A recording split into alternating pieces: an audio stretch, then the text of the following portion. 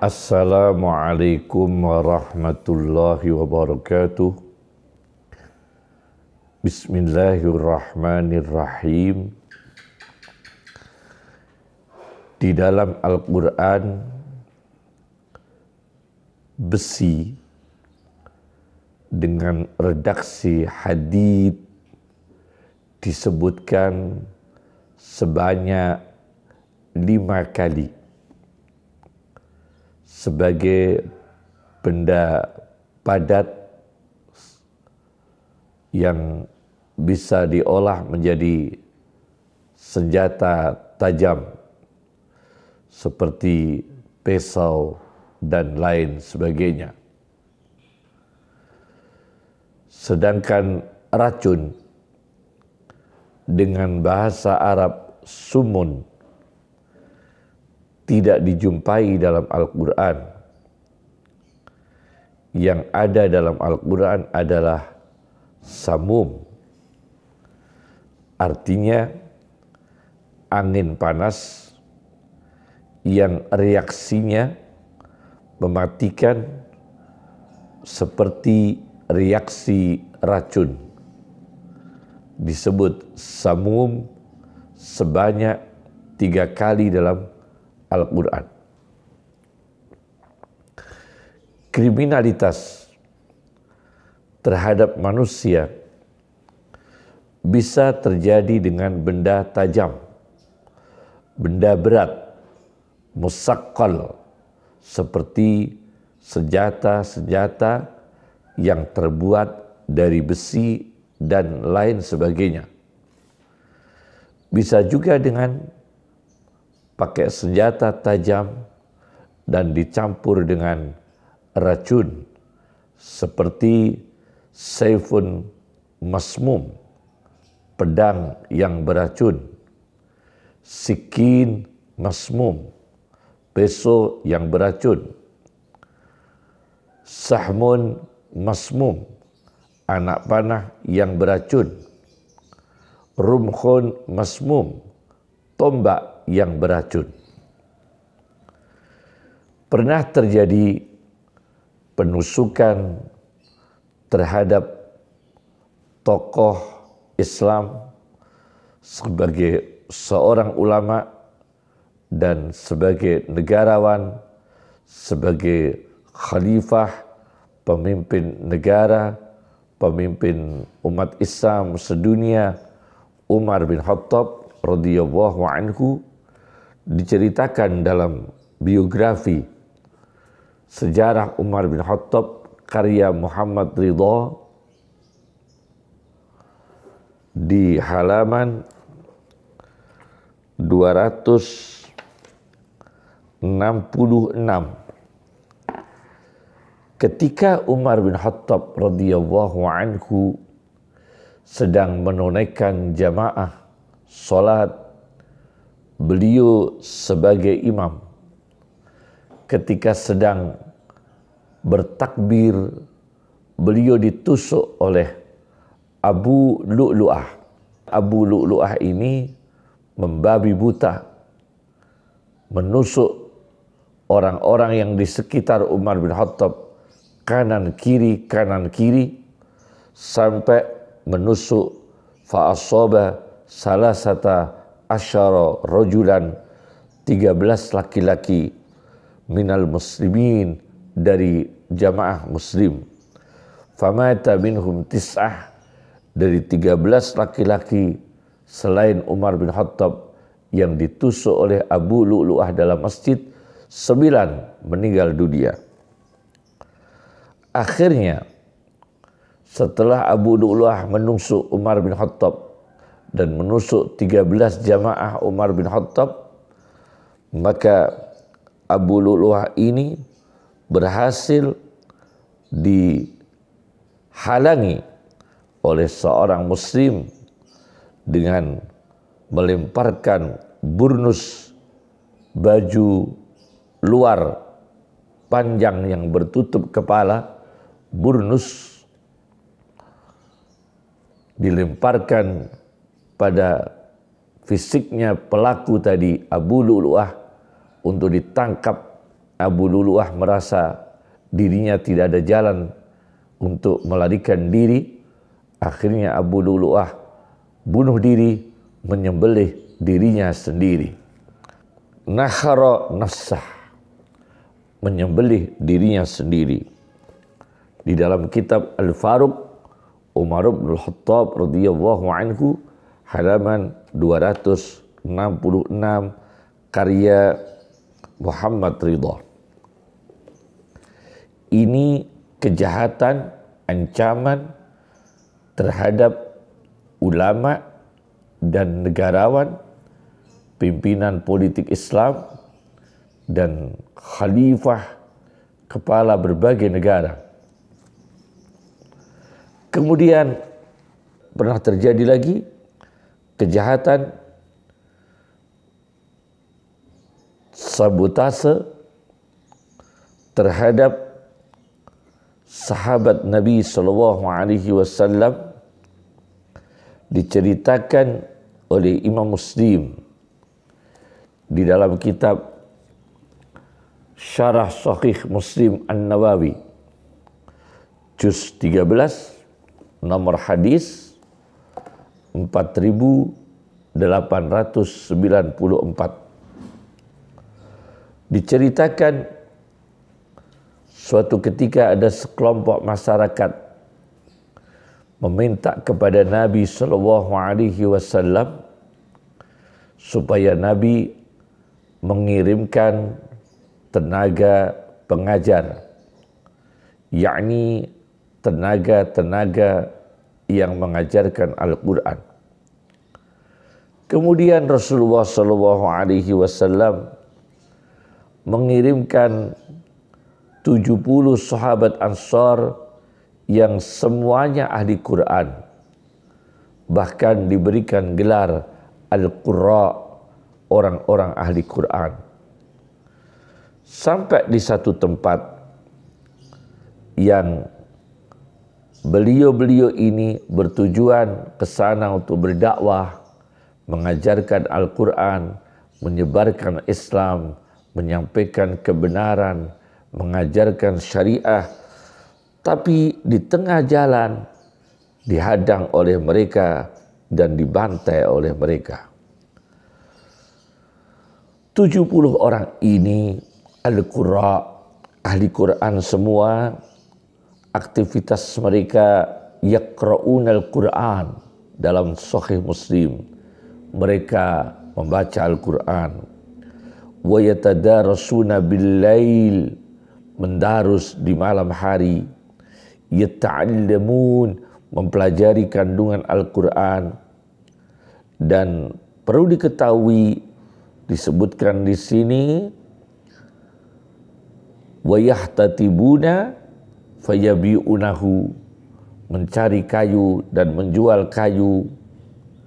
Wa yashtaruna bihi ta'am li ahli sufah, memberikan makanan, sedekah, ibadah sosial dari hasil jualan kayu untuk orang-orang sahabat Nabi yang tunawisma, tidak punya tempat tinggal dan bertempat tinggal di ruang sebelah Masjid Madinah. 70 orang ahli Quran inilah bekerja mencari kayu dan uangnya sebagian disedekahkan. Tapi mereka gugur mati syahid, dibantai oleh masyarakat yang membohongi Nabi, meminta supaya Nabi mengirimkan tenaga Al-Quran, justru dibantai oleh mereka sendiri. Laknatullah untuk mereka. Ini jelas di dalam Sahih Muslim. Nah, peristiwa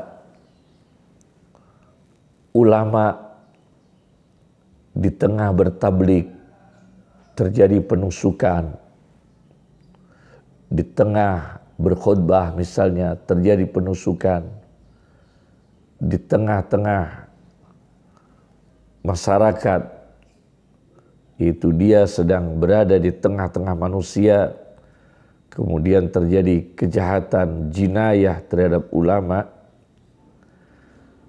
Ini apabila sudah terjadi penusukan terhadap ulama, penusukan terhadap tokoh muslim, penusukan terhadap kiai misalnya, ini apa yang harus kita lakukan?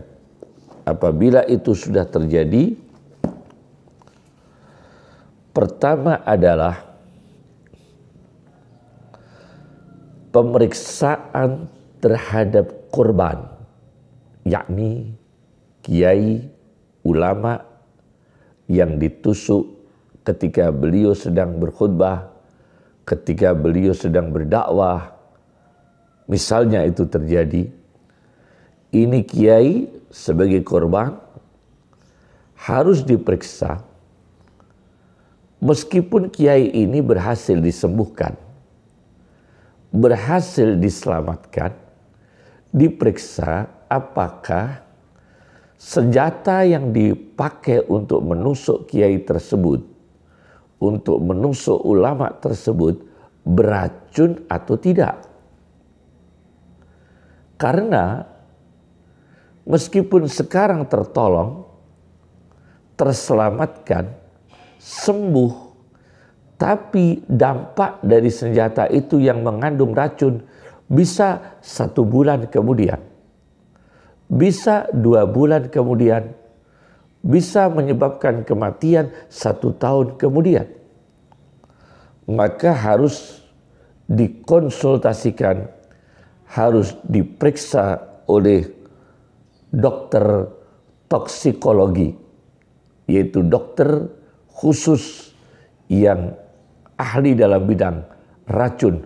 Apakah senjata yang ditusukkan ini mengandung racun atau tidak. Tidak cukup dibawa ke rumah sakit kemudian sembuh, harus dikonsultasikan dengan toksikologi, dokter-dokter yang ahli tentang racun. Apakah senjata itu beracun atau tidak? Itu satu. Yang kedua,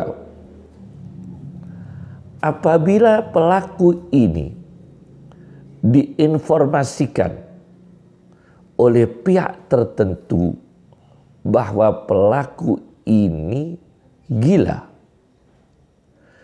maka harus ada bukti dari dokter ahli jiwa. Dokter ahli jiwa yang disepakati oleh pihak, antara pihak yang berwenang untuk menangani masalah tersebut dan pihak korban. Siapa dokter ahli jiwa yang menjadi konsultan untuk menetapkan bahwa pelaku jinayah ini, pelaku penusukan terhadap ulama ini gila atau tidak? Harus ditentukan oleh dokter ahli jiwa. Itu yang kedua. Yang ketiga, penyelidikan harus dilakukan lebih jauh.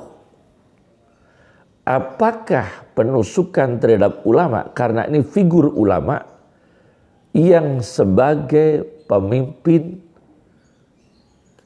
agama. Di dalam agama ada ideologi dan keyakinan.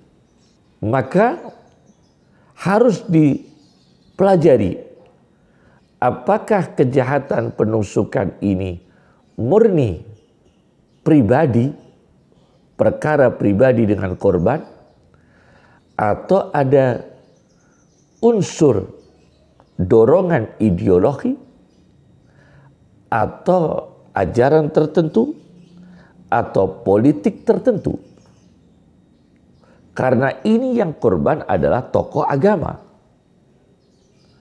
Maka harus diteliti ini dia atau orang tersebut melakukan kejahatan penusukan ini, apakah murni dorongan perkara pribadi atau ada persoalan yang menyangkut dengan ideologi, politik, harus dipelajari lebih jauh.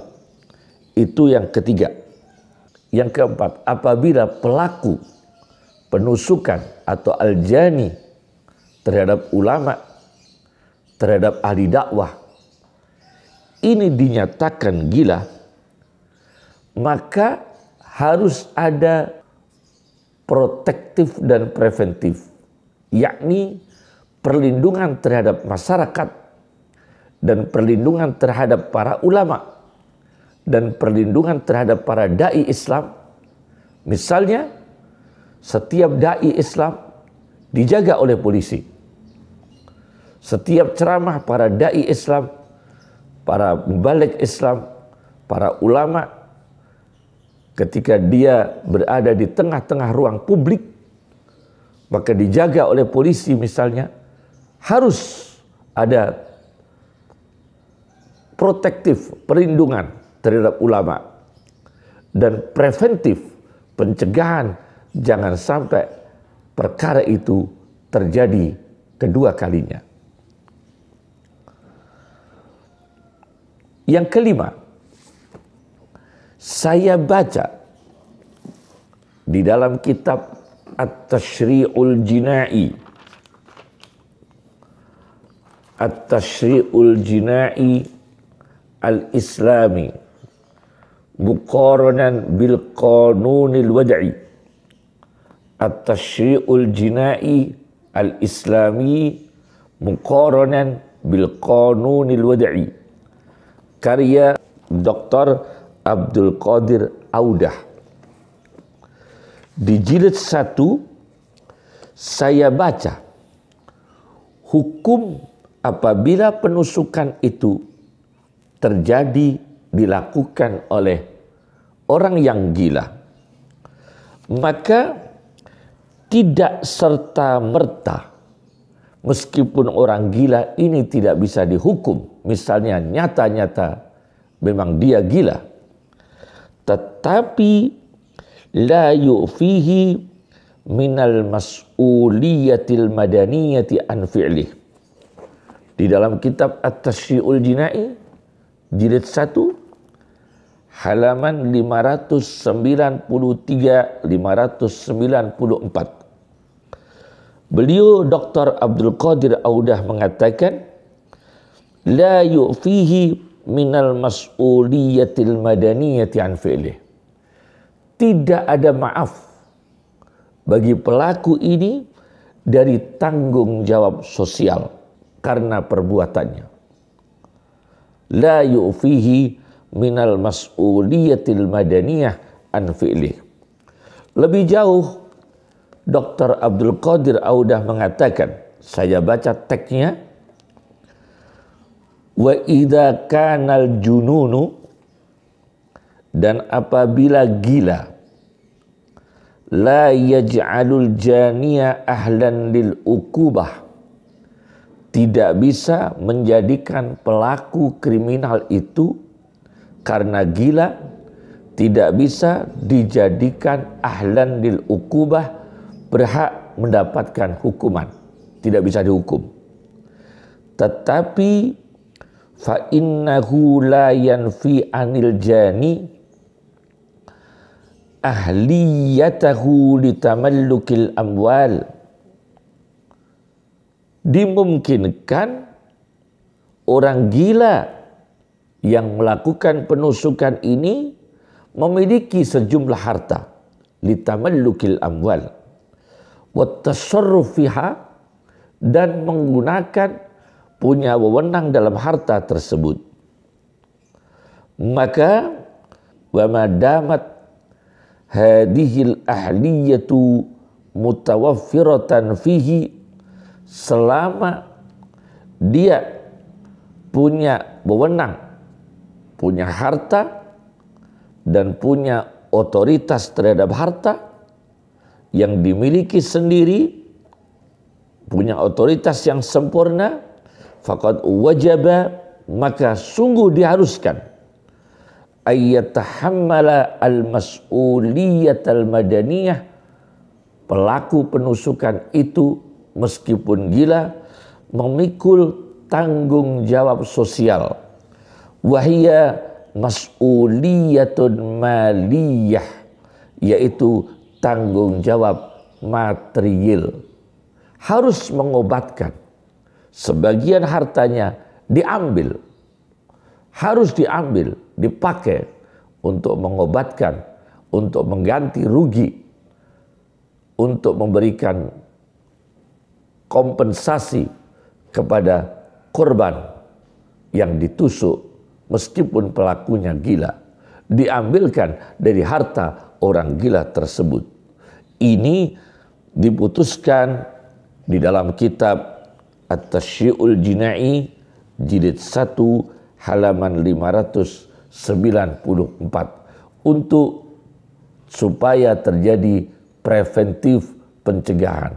Dan yang tidak kalah penting ialah aparat, dalam hal ini polisi, menjaga para ulama, menjaga para da'i yang sedang bertabligh, yang sedang berdakwah, supaya kejahatan, jinayah terhadap ulama tidak terulang kembali. Assalamualaikum warahmatullahi wabarakatuh.